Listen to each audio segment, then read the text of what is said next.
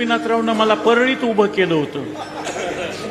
माझ्या वार्डमध्ये माळी समाज भरपूर, 6 जण माळ्याचे उभा राहिले, मुसलमानाचं निवडून आलं.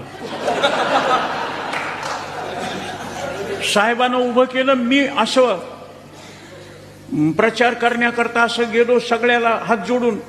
कोणी म्हणायचं, दादा तुम्ही हात जोडायचे नाही, आम्ही तुमचेच. कीर्तनाला माणसं, भागवताला माणसं, दिंडीला माणसं. महाराज, मी त्यांच्या भरोशावर बसलो ना.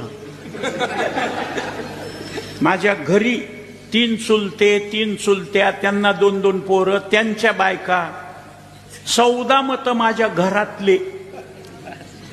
मला 8 पडले.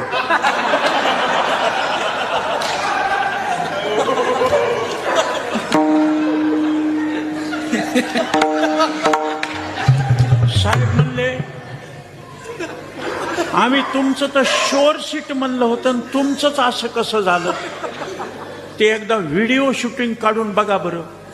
मी प्रचार करीत निघालेलो, त्यांनी ती शूटिंग घेतलेली. मी हात जोडायलो, समोरचे माणसं असं असं करायलेत. वयस्कर माणसाला मी पाया पडायलो. माझ्या माग जे होते, मी